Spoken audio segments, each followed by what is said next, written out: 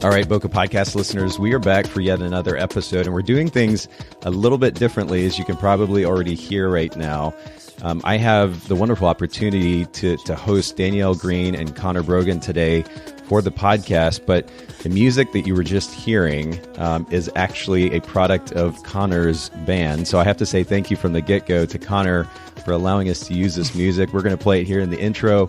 We're going to also play it in the outro. But I normally have a pre-recorded intro playing, so I'm just going to mention briefly that this podcast is brought to you by Photographers Edit, custom editing for the professional photographer.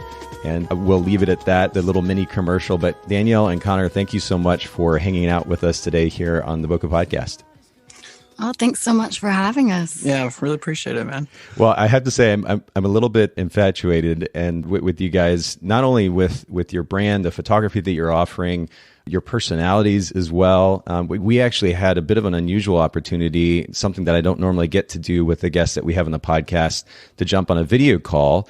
I guess it's been a week or two or so ago, and just get to connect, get to know each other a little bit, which was really awesome. Yeah, that was a. I think that's what we like to do with even with our clients too. That's a big part of us. Is just really trying to create relationships with people. Yeah, it felt pretty intimate. Yeah, it's pretty standard for us. That's how we like to get to know, and that's how we get to know a lot of people is through video chats, especially with people who are further away. We can't like meet with them in person and get a drink. If we could, we would. But that's like a big part of our process. Our process, yeah. Well, I appreciate it, and you all were actually the ones that suggested it, and I'm so glad that you did. And to actually get a chance to get to know each other a little bit and talk about what we would get into here on the podcast today, which is actually a pretty big topic. We're going to be talking not only about rebranding, the process of rebranding, which is something that you all have been going through, but doing so with meaning, with significance, understanding what actually drives that, not just kind of randomly, haphazardly deciding, oh, we need a new brand. You all have put a lot of thought into this process, and we're going to dig into what that's looked like here in just a little bit. But you're wedding photographers, or I should say wedding and portrait photographers, based out of whereabouts in Arkansas? We're in Northwest Arkansas. It's actually in the Ozark Mountains. And I think a lot of people don't know that this place is up here, but it's really cool. It's kind of like a little tiny like Portland or Nashville. Wow. Yeah, it's very liberal, old hippie town with lots of mountains and it's a pretty cool place. Yeah. When I was living in Boston, I went to music school there. And whenever I came back here, I knew that I wanted to live in Northwest Arkansas because I used to come here all the time to visit my grandmother. And the vibe here is just it's so drastically different than the rest of Arkansas. And it reminded me of living in Boston. Really? Yeah. Just like a smaller version of that. It's really cool. And I know that I already mentioned this to you all, and you said that you actually get this, it sounds like quite a bit. But when we did that video conference call, you all it looked like I was having rock stars on the podcast. You've got this totally non-Arkansas vibe going on, just of course stereotypically, but you got a great look about you. And actually, speaking of the two of you and your vibe, I have to go ahead and point out to all of our listeners, on your About page, and your website is layersphoto.com, same thing on Instagram, and we're going to, of course, link to these in the show notes. But the About page on your site, you all have to have maybe the most impactful About Us video that I've seen on any photographer's website to date. It is absolutely stunning. And in fact, to the extent that it had me in tears, and it's largely the backstory of your relationship, right? Yeah. And that was one of the things, like when we did that video, we met with our good friend Rafal.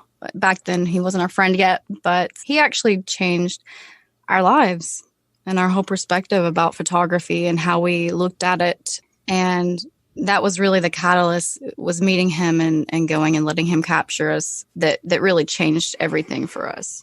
Yeah, he became a very, when I saw so he's a photographer. I'm sure you probably already know that. Rafal Boyar, he has. He was a rangefinder last year. Okay. Was it last year? Mm-hmm. Okay. Yeah, and his thing now, the name that he goes under is One Story Hero. Yeah. That's his website. And that entire process of just being open and vulnerable with him as it's really strange because before we did that, we didn't really have this experience of being in front of the camera as a couple. And when we were put in that position, we realized like how it was uncomfortable at first. Yeah. We were like, oh my gosh, how am I going to, do this in my underwear in front of a camera? Like, but it wasn't weird at all. It was comfortable, and we made, it was uncomfortable at first because we were kind of learning like, wow, is this how all of our couples feel like when they go and get in front of a camera? It was so eye-opening to have that experience. Intimate and vulnerable in front of a camera. It's an intimidating thing. And I think that us going through that and being able to and having someone there that made us so comfortable and made us open up really changed how we wanted to approach our couples and the relationship that we wanted to create with them. Well, it probably encourages a certain amount of empathy too, right? You've gone through this experience, you know how vulnerable it makes you feel. You can bring that empathy to the session or to the wedding and be able to capture them more effectively as a result. Yeah, that's a really, really great point. Because we did get to, he really took the time to get to know us, our backstory, like why we were here together, what we were doing. We got to share, we got to learn about him. We shared our inspirations together. It was a long, long process, and it didn't just happen in a day. It was over the course of like, I don't know, a month. About like a month. We would video chat a lot. And even now, like I still randomly video chat Rafal, and we're still, we've met up a couple times since then. We've probably spent a whole month with him. Actually. Well, we'll certainly link to his Instagram account. It is one.story.hero on Instagram. And he's an extremely talented photographer and cinematographer, as you'll see. But for those of you listening in, again, we'll link to the website in the show notes. Make sure you go to the About page and watch this video. It's about 5 minutes, and it is seriously some of the most stunning cinematography associated with any photographers that I've ever seen. And it's beautiful work. And kudos to you guys, too, for being willing to put yourself out there. Danielle, your voice narrating that video is beautiful as well. And it was just stunning. It really captured me. I think I immediately sent it to my girlfriend and who knows how many other people. I was just like, oh my word, this is incredible. And similarly, I've been obsessed with, I mentioned, Connor, your music at the beginning that we introed with called Apex. Your band's name is Modeling, is that right? Mm-hmm. And I've been listening to that kind of on and off, including even with my kids. I've been very, very excited about that. You all have truly a sense of artistry that is wonderful, but there is an emotional vulnerability and curiosity that is also innate to the two of you. And so maybe I'll use this as kind of a segue to my first question, really, which has to do with your brand position. Talk to us a little bit about how you've woven your personalities into your brand in order to set yourselves apart from the other photographers in your market. So this is a pretty big question for us because, well, I'm sorry, I just kind of started going. Is it okay? Yeah, I'll go ahead and do it. Okay. It's a pretty big question for us because it's funny because just was it 2 days ago, we were cleaning out our Google Drives from our emails, and we realized how many times we've created files for rebranding over like the last, how many? 5 years. 5 years. We've created so many rebranding files and gone through this process over and over and over, just trying to, because it isn't something that you just figure out and it's over. You got it. It's done. Yeah. It's the way that we shoot. I compare it a lot to the way that I create music with my brothers, and it's always like it's an ever-changing thing that is always it's just always morphing because you're always learning. And so we get asked this question. We actually get asked this question quite a bit, I think. Yeah. I always hear like photographers say something like, I'm different because I'm a storyteller, or I like to do stories, or I do this, I do that, and just to be completely honest, I feel I feel like if I were to say that, because I have said that, and now I've realized like it's a little naive for me to think like, oh, just because I'm different because I'm a storyteller. Well, I mean, everybody is a storyteller in some way, shape, or form, because that's kind of what life is. It's a collection of stories. Everyone can be a storyteller. Can I add something on to that? Yeah. So I went to Alaska 2 summers ago to shoot a couple up there to do session. And I spent some time, I went to a museum, and I got to learn from one of the Native Alaskans the importance of storytelling. And so I think storytelling is something that we focus on, and we find inspiration from that. Yeah. He talked a lot about, everything had some kind of significance. It had some kind of symbology in their drum.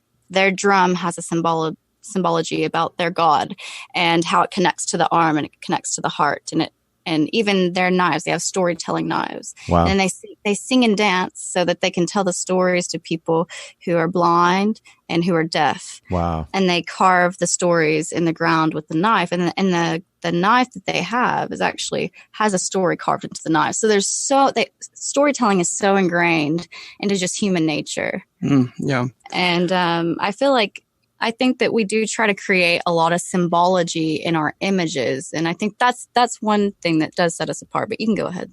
That was on a tangent. Well, yeah. I think it still connects to what I'm saying, is that everybody can be a storyteller. It's just like Danielle said, it's ingrained in human nature. I think the thing that makes anybody different is your own personal life experiences and your recollections of those experiences, your memories of those things, and then how that has shaped you, your perspective of the world and life after all of that. So I feel like it's a very subtle thing with us. It's what makes us different. I feel like maybe is something very subtle, and it has a lot to do with probably our two perspectives together as one unit.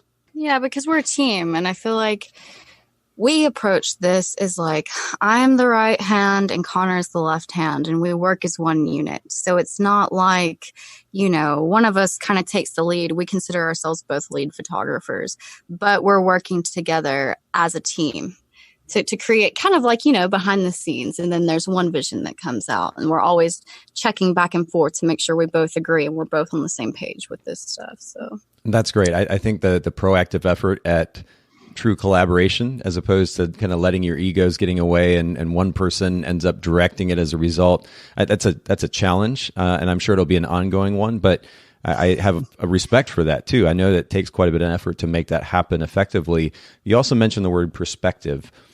And it really is interesting how perspective based on our life experience literally drives everything that we do.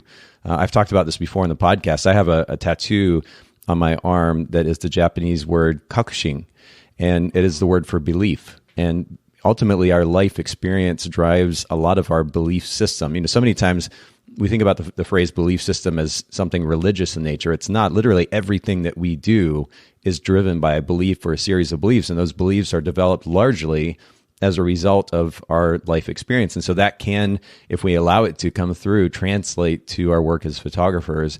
And I think it's a beautiful thing. But I'm curious too, because conceptually, philosophically, that makes sense, at least to us as photographers. But how do you effectively convey that to a potential client?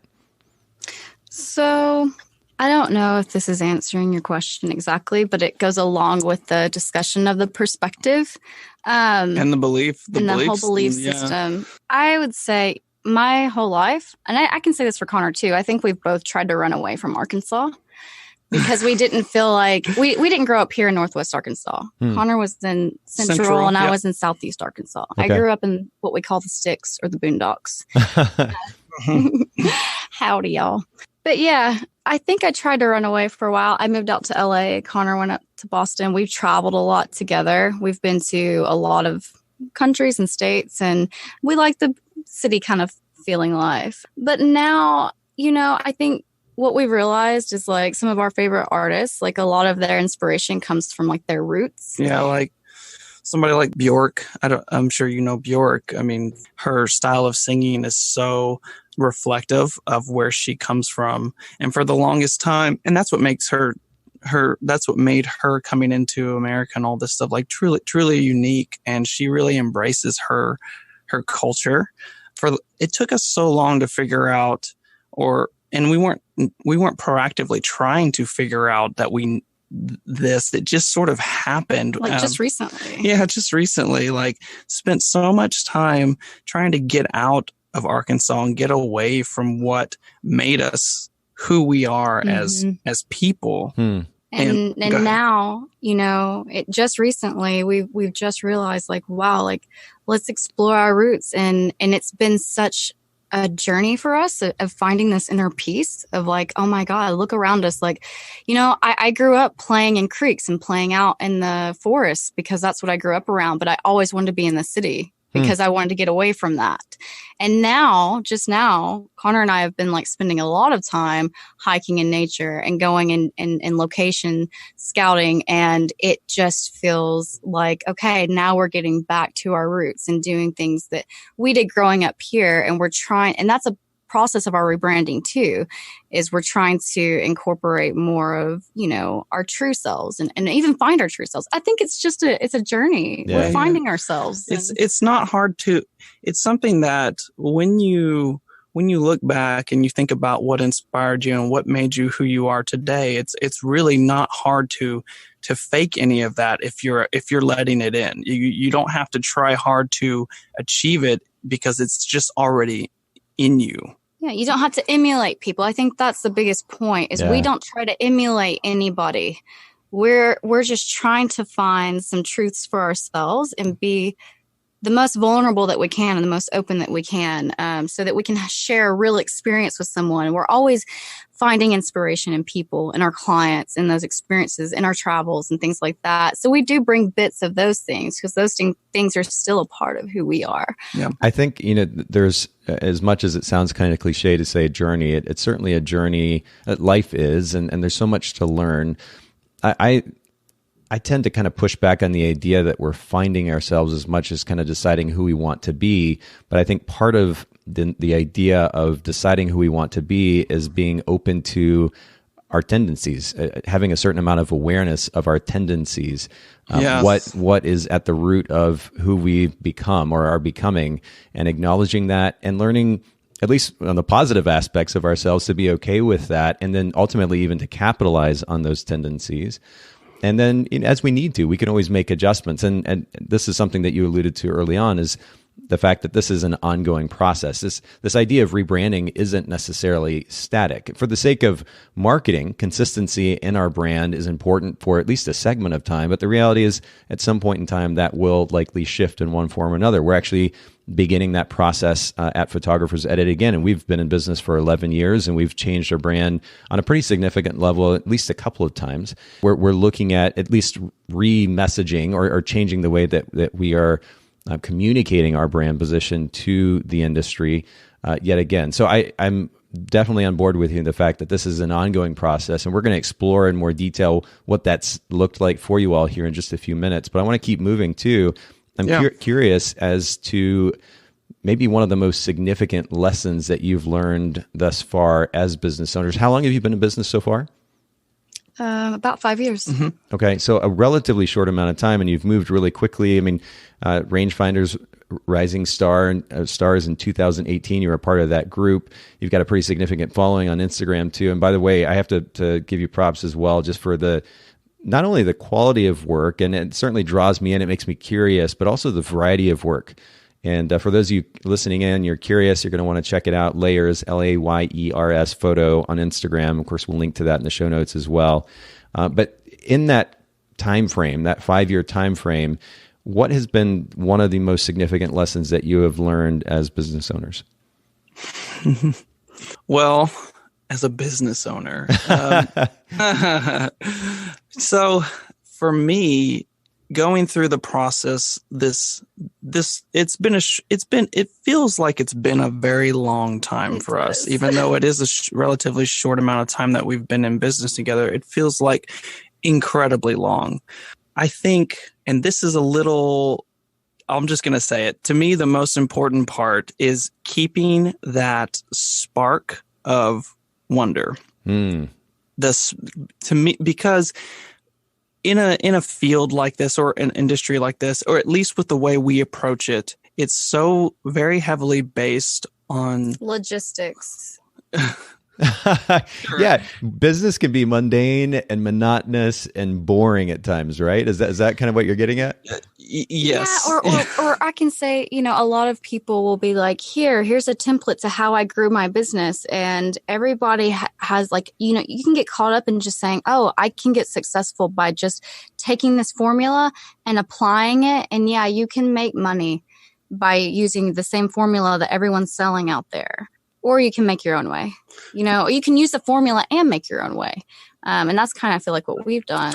Yeah, and that's kind of what I was getting at with this sort of childlike wonder is like, and it all goes back to if you can't tell already, we're very very inspired by memories and things that make you who you are as a person. And I think when you're a kid, there aren't rules. There are, but like you're very unaware of them. You're unaware of them. You kind of do whatever you want, and you learn, and you make all these mistakes, and you explore, and you're creative, and you're curious. You're curious. Well, yes. It seems like as a kid, the rules are more external than internal, right? As so-called adults, like over time, we kind of develop these internal rules, whether they're subconsciously we've like allowed somebody else to force those on us, or we've created them for ourselves based on experience. But as a kid, the rules are external. Internally, we're just like anything's possible. Yes, and that's exactly what I'm talking. That's a great point, because then, as you grow older, it's really easy to internalize those rules and think like, okay, well, I can't do this now because I'll be judged, or I can't do this because this person did something this one way, so I have to do it this way. And then if you're not careful, you'll end up finding yourself in a little box, and you'll feel like scrunched up and trapped. And I feel like it's so important to remember what that feeling is like of being a child and having wonder, and being okay with exploring and trying things that aren't the norm. Like, hey, you don't have to follow this particular formula. You can do it your own way and make it and be successful in that way as well. I think a lot of photographers, every artist starts off emulating somebody that they admire. That's just how it works. And then over time, you pick up these skills that you learn from emulating people. And then you start using those to explore your own kind of interests. And then you make something new, and it's, your own. And that's what we're trying to say is like, we're not going to stop being curious. We're not going to limit ourselves. We're going to constantly explore and try to, find inspiration in new things all the time, Yeah, curiosity. It's such a good thing. I'm almost 40 now, and I'm like a kid. Whether I'm out riding the motorcycle and I'm looking at the scenery going by in fields and farmland and or the mountains, or I'm at the airport and I'm watching people walking through the airport, or I'm experiencing, for the however manyth time now, that just exhilarating experience of an airplane, this thing that weighs so much is taking off and flying. It still blows my mind. But in some ways, it's kind of ridiculous how kid-like I am internally and sometimes externally, but there's an element of that I want to maintain, because like you pointed out, curiosity can drive, well, ultimately really it just drives a creativity, particularly as photographers, that keeps things interesting. And I don't want to get stuck here too long because we have so much to talk about, but I am curious though, how do you all, is there some, maybe two or three things that come to mind that you do even on a regular basis that helps encourage that curiosity and that creativity? Yes, I would say specifically for photographers, one thing that I was taught that really opened my eyes by our friend Rafal is looking for light in unusual places. Like that's just one thing that we do while we're shooting. And we like to, even when we have, we're trying to focus more on elopements, but we do still do weddings. And when we have like those wedding clients, I try to make them put a lot of time between things in their day so that we can just walk around and look at things and be like, okay, you guys come stand over here. Okay, this doesn't really work. Let's do this. And then we'll pick up something and we'll shine it on them. Or, we're constantly just trying to look at something in a new way or use light in a new way. That's one way. That's one thing. The other thing, just to follow up with that, is we've been doing a lot more exploring on our own, like not even shooting people. Like we go out and we go on these hikes and we just go explore and look for places, and we don't really know what we're going to find. We're just kind of taking a day out of the week to make sure that we do something like this together. Something like, hey, let's just go see where this trail leads. Let's go see if we can find something neat in this forest. We just do that, and we usually will play music to keep a vibe going. That's another thing, I think. And then also, I would say film is probably our biggest inspiration. Yeah. What movies? I would say both of us agree. I mean, like one of our favorite movies. I mean, we love Harry Potter. We love the whole magical world of that. That is a constant inspiration for us. I think we talked in the video conference about the fact that I just gotten back from Harry Potter World with my kids, and it is so fun. It's so fun. I was so inspired when we went there because I was like, there is an immersion where like you kind of lose yourself in it. Absolutely. And that's kind of what we aim for with our photography is we want to immerse ourselves in a world, in our minds with music. So we think about all of our senses, sounds, what we're seeing around us. And we try to put ourselves in like this little magical world. I feel like that's why we love to immerse ourselves into movies. But I have to jump in here because you point something out. I think you said you allow yourself to, or you put yourself, it's a conscious effort at kind of opening your mind and allowing yourself to be immersed in that world. I think of something like Harry Potter World, and I know that somebody who may be of a bit more logical mindset might walk into that Harry Potter world and have, for example, for those of you who are Harry Potter fans and maybe have been to Harry Potter World, when you walk into Diagon Alley, there in Harry Potter World, Universal Studios in Florida is the one that I've been to. It is very much immersive. There's the music and the scenery, and of course the food and the dragons up there on the roof blowing fire. I mean, and then you get to walk in these shops and buy the treats and the magic wands and so forth. I mean, it really is amazing. But if you go into it with the wrong mindset, it's a whole different experience. You have to be conscientious in an effort to open your mind to experiencing that in an immersive way. And I think that this is a good reminder for all of us who are involved in one form or another in, business or the creative arts, to be willing to open ourselves up to a more immersive experience like that. Even if it's something like going and taking a walk in the forest, learning to hear and to feel and to smell. I like the fact that you include music in those walks too, which it really can help create a certain vibe, but we have to be open to those experiences. It's actually something that we did when we first started dating too. It's very powerful. Well, go ahead. Yeah, that really, I think, was a catalyst for why we create what we create. If that would probably answer the question on like how our perspective kind of merged together. Yeah, because there's something about, and I'm not like a neurologist or anything, obviously, but there's just something so powerful about joining sound or music with an experience, and that memory becomes so like magical and strong, and it's like strong. Ethereal. Yes, ethereal. Very, very, very strong. Because that's all we did in the beginning when we were dating. We would have music playing. We would go for long hikes in the forest, and it would be snowing, and we would. It's so vivid. Like you're in a movie. It really does, though. Yeah. It really, really does. And you have to, like you said, Nathan, you have to allow yourself to do that. You have to like say, okay, I'm going to suspend my disbelief, and I'm going to go someplace magical today. Because it's really easy to get caught up in all the other stuff going on in the world and just say, I don't have time to. I'm going to work on my computer. Yeah, I'm going to work on my computer because it's easier. Like, you've got to keep that. It goes back to keeping that wonder going as a. And with that, using that in our branding, I think this is a really important point to make. My favorite quote ever was by a British fashion designer, Jonathan Kelsey.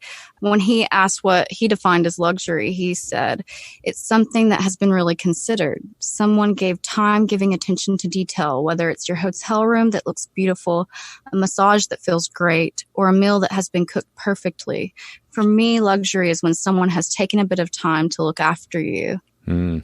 But I feel like what we try to do is we try to think about that, the sounds, the whole experience, how to immerse our clients into a whole magical world. So when we have elopement clients, we spend a lot of time getting to know them and then creating kind of a world for them to play in, and then let us capture them in that. Wow. Wow, that's really good. Well, I want to use the conversation about walks in the forest as a segue to my next question, which has to do with time. And already I get the impression that you all prioritize doing more than just sitting in front of the computer all day long, particularly to encourage creativity and curiosity. But is there something that you do that gives you the freedom to simultaneously run a business and get out for those walks, or take time together, or go on a date, or watch Netflix, or whatever it might be, listen to music, create music? How do you create the space and time for that while simultaneously running a business? Is there a particular technique or approach to workflow that you use? To me, I feel like this is not that hard of a question. Okay. I felt pretty easy, like answering this one. Well, It is something, well, you can answer too, but I feel like, it is something that was very difficult at first, because you when you do this sort of work and you understand this, you're working from home a lot. So it's very easy to get into this sort of like the schedule of like, I just kind of wake up when in the beginning, I'll just wake up whenever I feel like it. I don't have to clock in anywhere. I just kind of hop on the computer, start working. And then when I feel like I'm hungry, go, Yeah. That's kind of how we worked in the beginning. And we realized very early on that, like, wow, this does take a toll on you if you work like this all the time. And you're working until you go to sleep, and Yeah. you're losing sleep because you're working, and Because you always have it with you. You always have the computer, you've got the images, you've just got everything with you all the time. So it's so easy to take it literally. You're home, but to take your work home and just be in it all the time. So one of the things that we kind of decided we would do is treat it like a 9 to 5. So you get up at a certain time, we work for a certain amount of time, a limited period of time, and then we take. it makes us more productive. It does, because you're putting a limitation onto how long you can work. So you don't just kind of lounge around and just do things at your own pace. You do put the effort to make sure that you're getting as much done within this time frame as possible. We give ourselves a sense of urgency. Yeah, Yes. It does. It gives you a sense of urgency, and then when the 9 to 5 is over, then you feel like, okay, I did all I could today. I have to shut this off. I have to go and get out and do something that's going to relieve any sort of stress, or just like we were talking about earlier, just have that break, have a separation there between home life and work life. I feel like that's helped us so much. You can add anything you want to, Danielle. I've just been kind of talking about it, but that's what I feel like is. Yeah. And I think one thing that we haven't discussed in this interview is that Connor and I actually broke up about a year ago. So we've been working, and we live separately, but we are still such an intimate, creative team together. We're best friends, and we haven't taken the video down yet, because we feel like it is still such a meaningful insight into who we are, and we still value our story, and we think that it adds value to our brand and how we are. And we're going to be updating some things in the future, but we do spend time, like I spend time on the weekends. So we're just like, we take the weekends off, and he can go spend time with, his family, and I spend time with my family, and we still shoot on the weekends sometimes too, and travel together. But we will be in meetings all day long together. And then around 3:00, we both just get off and we just go decompress. And I usually skateboard and he skateboards. And Yep. Really? That's cool. Yeah. You guys continue to kind of intrigue me. That skateboarding is not something I would have associated with you individually or your brand. I love that. But you know what? The more variety, the better, I think. I mean, there is a certain, I tend to be a bit of a minimalist. And so I tend to kind of limit myself in one form or another, externally, internally. But the reality is variety makes the world and life interesting. Contrasts make the world and life interesting. And I mean, you were talking about the significance of finding light earlier. Contrasts make photography interesting. And of course, music interesting as well. And I have quite an extensive background in music myself. Played up in a college, and both my kids are playing now. My son is planning on going to school to study jazz, and contrasts and what we would refer to as dynamics in music makes a significant difference in the experience of that music. So I think experiencing a variety of things in life, not limiting ourselves to a tiny little box, but doing a variety of things, makes us more interesting people and conversationalists. It also, I think, makes us more interesting business people and photographers as well. So just a little side note there, but I want to keep moving here.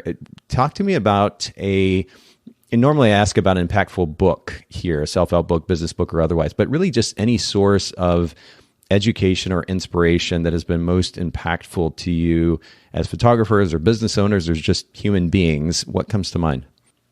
You want to go first? I would say going to that workshop in the Azores, meeting a lot of people that had different perspectives on photography. That changed me a whole lot, listening to a lot of different people. Pitar Urica talk about how he found a lot of inspiration in black and white films, and you can see that reflected in his work. And it really made us delve into the things that we are inspired by, which is film and our favorite films together. I know that both of us really love like sci-fi dystopian type of worlds. Yeah. And that gets reflected in our work a lot. And can we mention the name of the workshop? Camp Archipelago. Mm-hmm. Okay. It was in the Azores Islands. Yeah. Is this a workshop that's ongoing annually, or? I think it's not going anymore. I think it was going to be something like that, but yeah, it's not anymore. It speaks to the importance, I think, though, of making the effort to get out and expose ourselves to other perspectives. Again, we were talking about perspective earlier, but perspectives in photography and business. I mean, there are so many different conferences and workshops these days, and it's kind of hard to figure out which ones are going to be most relevant at times. But I like that you are out exposing yourself to other perspectives in that way. And I think that can be particularly inspirational. Of course, there's also the wonderful community that comes from it as well. Oh, yeah. Such an amazing community. And just going off of the question you asked about like self-help books, I don't know if I have a particular self-help book, but Danielle and I both are huge advocates of one-on-one, like therapy in general, like having a therapist, being able to speak to somebody and talk about things. And we are definitely we subscribe to that wholeheartedly. It's been a huge lots of adjustments. Yes. We've had a lot of changes and chaos, and we've dealt with some big things. Insight. It gives you so much insight into things that it's almost like when you go to therapy or when you read a self-help book or anything like that, I feel like it's very similar. It's like you step out of yourself, you step out of your body, and you look at yourself you're becoming aware of these things that you do that have just been holding you back. Yeah, holding you back, or just anything that you just didn't know existed, like these tendencies, these behavioral tendencies, or anything like that. You discover so much about yourself going through this process. So we are definitely advocates of it. We both see therapists. It's great. It's just on a normal basis. I think everybody should. Yeah. But it's a growth process that we're both really advocates of like self-growth and like constant learning and changing. So that's a big part of it for us. And you know what, if the 40-year-old guy can say to the young people, please don't stop that. I want to do that. And for our listeners too, I mean, there is something so important to keeping an open mind, and we've alluded to that already, but being willing to change if need be. I mean, I think part of the, it's interesting even now as I think about it, that phrase, finding yourself, innate to that phrase, if it's taken too literally, is this notion that you are a person that is and cannot change, versus, again, this kind of more proactive approach, which is, certainly I realize my tendencies. I realize where I'm comfortable. I realize the things that I'm good at and that I'm not good at. And but ultimately I have the ability to choose. And that's one of the cool things about being a human being, is we have this opportunity to be able to choose the life that we want to, and ultimately even who we want to be. And innate to that process is keeping an open mind, being willing to make change where we need to. And it really just, it makes such a difference. If you let ego get in the way and absolutism get in the way, you're limiting yourself as a human being. You're limiting yourself in relationships. You're limiting yourself in business.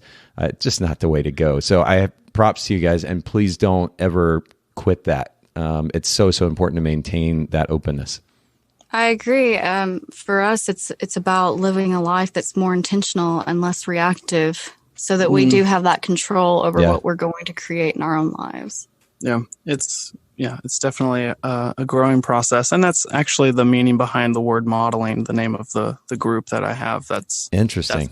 That's pretty much the meaning of it right there. That's really cool. And by the way, we're going to link to your group in the show notes as well, modeling. And of course, as well, the song that we played at the intro, we're going to play it again at the outro. We'll link to that in Spotify as well, so everybody can listen in. It's one of those pieces where you can just sit back, close your eyes, and just be for a few minutes. It's absolutely lovely. Talk to us about your camera bag, and more specifically, something unusual in your camera bag that enables you to be a better photographer. This doesn't have to be a camera. It doesn't have to be a lens. It doesn't have to be a flash. It could literally be anything. What comes to mind? This is nice because it's like a little lighter. Yes. So I'll answer this one. Yeah, go ahead. We're minimalists. Yes. Along with you, Nathan. Yes. So we only have one body, one lens a piece. Actually, Connor has two. He shoots with the 50 and 85, and I shoot with the 35. And that's all we carry with us. It's just one camera and the one or two lenses. And when we travel, I would say the turtleneck pillow, I ordered it on Amazon. It has been a life changer. Yeah. Last summer, I think we had like a total of like 26 flights in 1 month. Oh my. It was something huge like that. It was too many flights. Yes. We flew from the US to Europe, and all around Europe. And so that turtleneck pillow was a lifesaver because we actually slept on the plane. An eye cover and essential oils. I know it sounds crazy, but when you're traveling and you're scared in the plane because we both get anxiety, you're busy, you lose so much, you have so little time for sleep, like you can't just like sleep in or anything. It's just like things get very stressful. I always brought two. I have one that was like a lavender and sage, and when we would get anxious on the plane, we just smell it. And it always helped calm us down. And then peppermint too, because you're sweating and stuff a lot, and you can use it as like a deodorant, or if something else smells bad, you can just smell it or put it under your nose. And it was just something that gave us a small comfort that actually helped our whole experience. So. Yes, the turtleneck pillow is my favorite out of all of those. Well, I have to ask you about that pillow because I did a quick search on Amazon while you were talking, and what comes up is it TRTL, the brand Turtle? Okay. Yeah. And it's a really interesting, it's more a wrap than it is a pillow, it looks like. It's like a neck brace scarf. Yeah, absolutely. You summed it up beautifully. We'll link to this in the show notes for everybody who's curious as well, especially if you fly a lot. That could come in handy for sure. It's amazing. It's so easy to travel with. Mm-hmm. I have to ask one question though that will probably like immediately pop into the minds of some of our listeners. If you are only shooting with one body, what happens if that body goes down? Obviously, if you're shooting together, you've got the backup of the other person being there. But do you have a backup body with you? No. Nope. We never have. But we've been shooting for 5 years. We've never had an issue. I think if it's not, we would not recommend this method, definitely, but we've just had to work with what we've got at the moment. Mm-hmm. So gonna pull out that iPhone when the camera goes down. Oh my gosh. Well, I think when we're shooting any big weddings and things like that, we've got two of us there. So if one camera goes out, there's a camera there. For sure. But when I'm shooting alone, I usually spend time with couples. So if it in the past, like I've shot travel elopements alone. And so I will spend several days with the couple. So if something goes wrong, like for example, when we were in Iceland and we hiked out, 3 miles and then got into a hailstorm. Oh, yeah. We just went home, figured out what the new plan, and we shot the next day instead. So we give ourselves enough time to accommodate for that. Okay. And do you didn't mention flashes, I noticed. Do you shoot completely natural light? Do you bring any lights with you? Yeah, we do. We do have a flash. We have a speed flash, Yeah. each of us. It's kind of a stylistic choice of and it also depends on the personality of the people that we're shooting. If we know that they're going to want images that kind of look like your standard flash looking images. I mean, just saying, I say we mostly use them during the reception. Yeah. That's the only time is when we use them. Usually is during the reception. But I'm just saying sometimes we'll get couples that really like if you want to really capture the vibe of the reception with the dancing and the lights, it's a different look than using a flash. It is. And so we just kind of balance that. We'll take pictures with the flash, pictures without it, and just kind of gauge what the client is. We really work off the vibe of our clients too. Like we kind of create like a custom experience for each of them. Yeah. That's good. But I'm like huge fans of minimalism, and my goodness, you think about how much gear some photographers lug around, and for their own reasons, I get it, like to each his own. But I love the idea of a backpack, a small backpack or a purse or whatever it might be, that you could just throw whatever gear you need in for the whole day into that thing. You don't have to worry about lugging heavy gear around or rolling a case around. Simple is so good. Yeah, with 27 flight or 20, however many flights, like we were like, there's no way. We had one backpack with our gear and travel stuff and one carry-on for the entire month. So. Wow. That's really cool. Well, you know what? Let's move on to, you talked about going light for a second. We're going to go deep again and get back to kind of our primary focus for today. And that has to do with rebranding. And as I said at the beginning, not just rebranding, but rebranding with meaning. And I know that there was this decision to ultimately rebrand, to make a change, was driven by something. I want to talk about the realizations that you had. But before we even get to that, talk to us about the event or events that made you realize you wanted to or needed to make a change with your brand. I think we were focused on the wrong things. We were focused when we first started out on business and our money, and we really didn't realize that the relationship and the experience that we created for people could actually change their own perspective of life and our own as well. And that ended up being the most meaningful thing in our business, way more than the money. And that goes back to what we were saying earlier when we met Rafal Bolyar and he went through this process with us. I mean, that was life-changing. I think for both of us, big time. And for Rafal, like having to go, it was Rafal as well. He told us that we changed his life too. It was, it was a very, very extraordinary experience for both of us. So would you say that was the particular event that was really a turning point?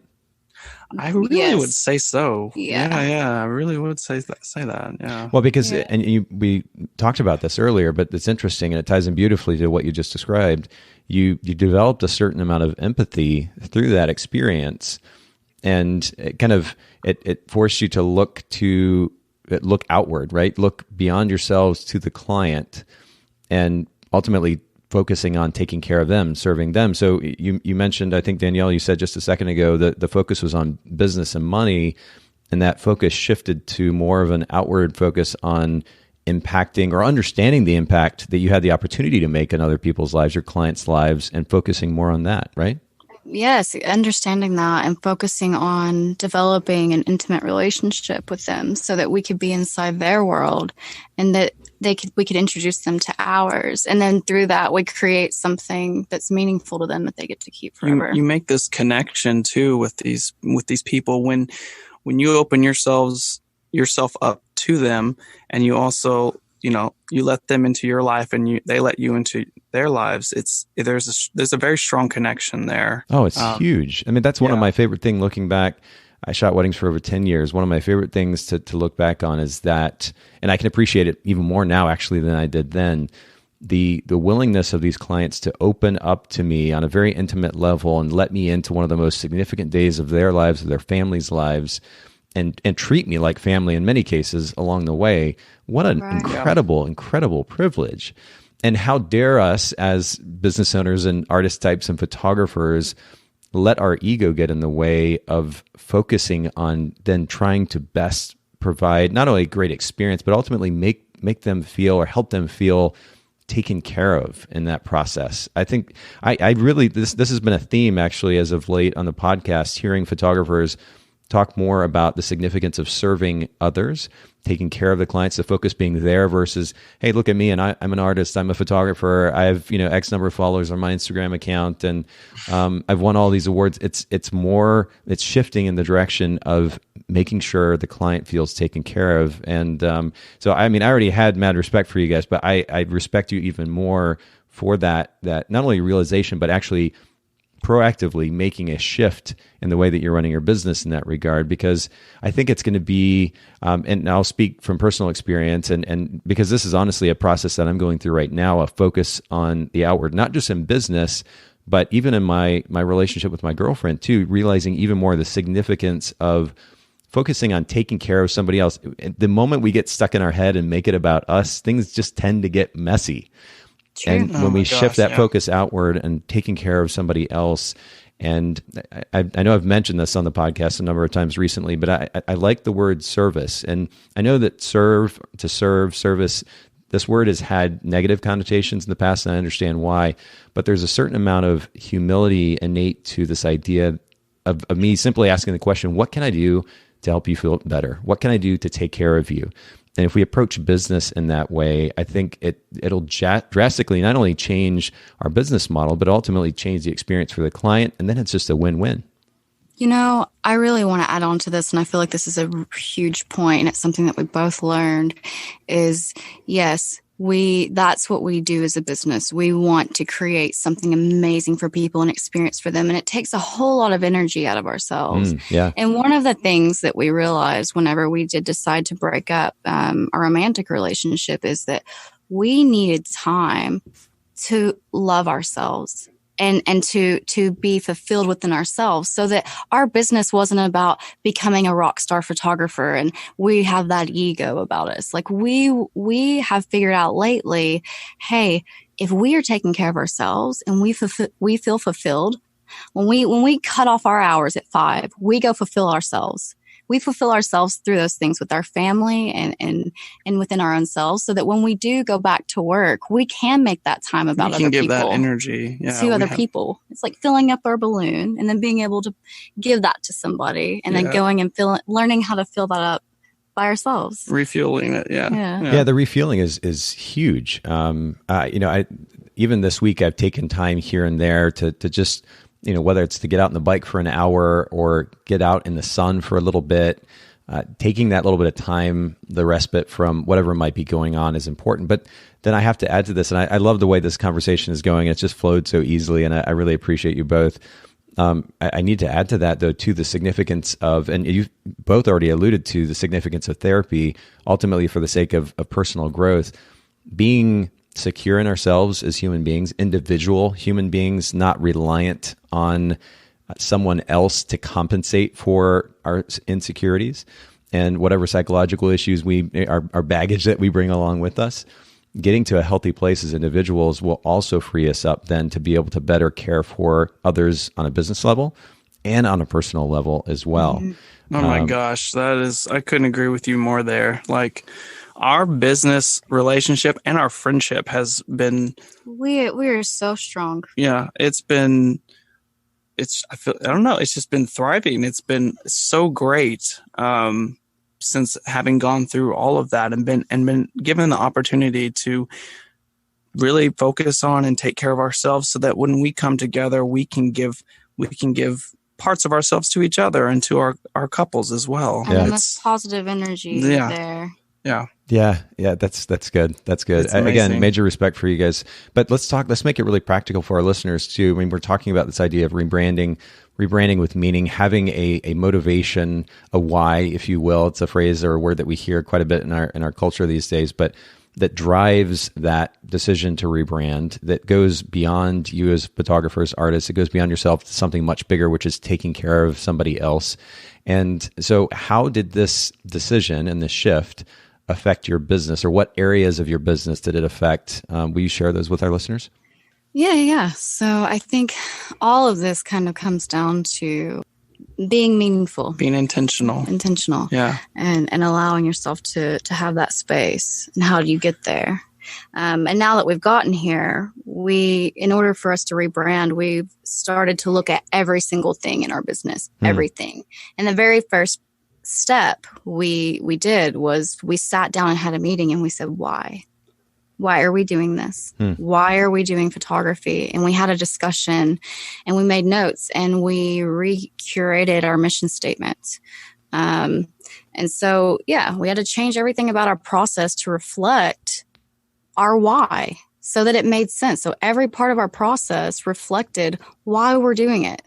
But that's such a healthy place to start, right? Rather than starting to get into the nitty gritty of what you're going to do with your Instagram account, or how you're going to change your website, or how your photographic style is going to change, you're starting with the philosophy. And I'm just such a huge fan of that approach to life and business, where you start with the root philosophy that drives what you do. You mentioned changing your mission statement. Would you mind sharing that, or is it a place where you can share that with us now? Yeah. I'll pull it up. So we just added the why to our website. And I'll just read it to you. Yeah. At the end of your life, what matters most is the moments that you had with the people that you love. And nostalgia is intoxicating. And falling in love is probably the most enchanting event of anybody's life. So capturing a couple and portraying how it actually feels, that's a really unique challenge that we're passionate about. And we're always looking for new ways to recreate that story and the authentic vibe of each couple. Also, we feel like love kind of transforms reality into like an ethereal journey. And to us, there's nothing more exciting than discovering the magic in other people's minds. We connect with each couple on a vulnerable level in order to design an authentic experience filled with epic adventures and dreamy stories. And so because of that, we don't take pictures with social media in mind. Instead, we focus on creating heirloom legacies that will outlive us all. And that's why we don't call ourselves photographers. We're memory designers. Oh, wow. And by the way, for those of you listening in, and Danielle, you've got a great narration voice, as I alluded to earlier too. Thanks for reading that. And for those of you listening in, you can actually go to layersphoto.com, and there is actually a link that says why, which is, again, just a beautiful reflection of the intentional approach that you all have taken to this rebranding process, actually putting it out there and framing it as a why. You know, this is something that some photographers might put on their about page, and I get it, but I like that you've created a whole separate page just for that. And by the way, you've got a really interesting, some of our listeners may be curious, just as kind of a side note here, you've got a really interesting process going on there with the image next to those 3 paragraphs. How did you create that, if you don't mind sharing? So that is Kata. She's a beautiful fashion designer, a friend of mine, and I went and captured her love story in San Francisco. And it actually, if you want to see the whole story, it's in the stories part of our website. Okay. But I got to know her and her fiance's story at the time, and I felt like I was trying to symbolically recreate their story of how they met and how they fell in love. And I think there was one part of Katza's life where she was really soul searching. So I found this beautiful place, and I symbolically put her there to kind of show that part of her life where she was just doing some soul searching before she found him. And I just sat down in the grass, and I used a Nikon D750, and I just held it still, and I held down the shutter. And it's just a series of photographs that we made into a moving image. That's really cool. What software are you using then to convert that into that kind of movie, like almost stop frame movie, like finished product? So I just used Bridge and used my own edits and saved the files and stuck them into Photoshop and used Photoshop to make it into a moving image, a GIF. That's beautiful. And as you were talking, I was also scrolling through that story, and we'll link to this in the show notes as well directly. Kata and Austin's love story in Northern California. We'll put that in the show notes for those of you who are curious as well. That was not the only kind of stop motion finished product, the movie, if you will, that you created. So you can get an idea of that technique more than once there on that page. We'll link to that. That's really beautiful. But let me get back to our conversation here and these steps that you've taken, or the areas where you made change. You started with why. That was the big first step, and adjusting the mission statement, which ultimately gives meaning to what you do and kind of guides what you do at the very base level. And again, I have a lot of respect for that approach, but what's the next big change and the next big step that you took? So that would be like the how we approach our couples, and that's going to be based on the why, how we create an experience on their story and how we interpret it, how we immerse ourselves into what they're doing, going on hikes, getting more into the mindset of exploration in general. Yeah, because before we discovered what the why was and being intentional about all this, we didn't have this intimate process of really getting to know, like really getting personal with the people that we were shooting. The approach was very different. Yeah, we would kind of, I don't know, just show up and shoot. I mean, yeah. I mean, let's just be honest. Yeah, that's what we did. We were kind of just, okay, here's the itinerary, show up and shoot it. And that's what we did in the beginning. Yeah. And now we're taking that approach, getting to know them, which we've already discussed a lot. And I would say that we're going deep into it. just like the luxury quote said, we're going to explore every detail of this experience, starting with, our website. We're recreating our website right now, thanks to Square Muse. And we are. Yeah, nice little plug there. And we are, we've changed even our questionnaire, the way that we respond to couples. Before we would just email. Now, as soon as we get inquiry, we just immediately text them. And we're just like, hey, what's up? It's Danielle with Layers. And wait for them to text back. And then we just go ahead and set up a meeting, like a video call. And we get to know them. And we let them know that at any time they can text us. So it's automatically intimate and friendly from the beginning. Yep. Wow. Interesting that you said text. Honestly, I was expecting phone call, but then text. There is a certain intimacy, a familiarity that's created by something that you would do with friends, right? Yeah, exactly. Huh. You have the why. You have the how.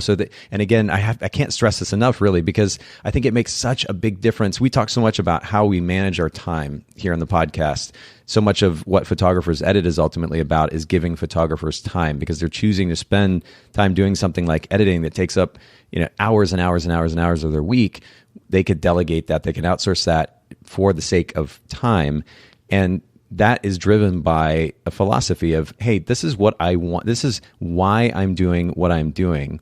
Because I know why I'm doing what I'm doing on a personal level, and then as a result with my business, then that determines the how, as you pointed out, and more specifically in the context of our conversation, how you go about engaging with your clients through the website, in person, when you're actually photographing them, or just sending them a quick message. It determines how you engage with them, but it can also determine how we spend our time. And I think it's really important to understand the significance of developing a philosophy first of why you're doing what you're doing. And if you haven't, for those of you listening in, if you haven't taken the time to do this yet, take the time, whether it's an hour or 10 hours or a weekend or whatever it requires. Take the time to sit down and understand on a very deep level why you're doing what you're doing. Let that then determine literally everything that you do, how you spend your week, how you engage with your clients. I cannot stress enough the significance of this approach. But number one, we start with the why. 2 is how. What's the next thing, Danielle? The where. Okay. Because I feel like it's become a big trend now to travel everywhere. And we've been a part of that. We've traveled a lot. And traveling is fun. It is fun. Yeah. As long as you bring your essential oils along, right? Yeah. Your turtleneck pillow. But we feel like a lot of people in our industry are forcing themselves to travel everywhere else. And we did too, because we thought this was like an indication that we were successful. Yeah. but I think that our definition of success has changed, and we're creating this change at home. Yeah. I think for us, it had become maybe a little bit of a selfish thing that we wanted to travel, and that's still okay. But we didn't want it to become a selfish thing so that we're only telling stories in exotic places that will impress people. Mm-hmm. We aren't just shooting to get that big epic shot. We're really focusing now on, like we said earlier, to bring it all together. Bringing it back, basically taking the inspiration from home, like your culture, like what is beautiful here that you have. And what we're trying to do is create a demand in our own home place where there really isn't a demand for elopement photography here at all. And so we're trying to pioneer that. That's something that we're working on the back end right now. Wow. And we want to create kind of an industry for that here, and to be more community focused on education so that we can help other photographers here kind of understand that too and be a part of this with us. And that's not saying that we will not travel. We don't want. That's not saying we don't want to travel. We love all of it, but we don't want to do it back again to the why and the intention. We don't want to do it for selfish reasons. We don't want to do it just because we want to see Scotland or whatever. Yeah. We want to start here with our roots and then grow up. Oh, that's good. This is good. And really, I mean, that's a beautiful way to sum up our conversation. And I know this is a big topic we could probably spend another hour or two at least on, but I really appreciate you both just taking the time to share with all of us today kind of what you've learned along the way. I have a lot of respect for the level of humility and open-mindedness that you bring to the picture. It's a great example for me, for our listeners. And as we finish up here, if you'll just let us know one more time where our listeners can find your photography brands online. And Connor, do share one more time too, where we can listen to more of your music. Sure. Oh, yeah. So our website is layersphoto.com, Instagram at layersphoto. And if you want to find us on Facebook, it's just facebook.com/layersphotography. And music, it's been a while since I've had to say this stuff. So music is, you can find us on Spotify and all the kind of like regular streaming sites. It's just modeling. On our Facebook, it's modeling music. On Instagram, it's modeling music. Our website is modelingmusic.co. I think that's it. Well, we also have a Pinterest, but when we get through rebranding, we'll put that out there. Perfect. Well, we'll link to all of these in the show notes, including all the resources that we referenced today. And for those of you listening in, we're going to actually close this episode out by playing Apex, by modeling one more time. And you know what? Do yourself a favor. Sit down. If you're driving, stop the car, pull over, and just close your eyes and take a deep breath and just be for a second.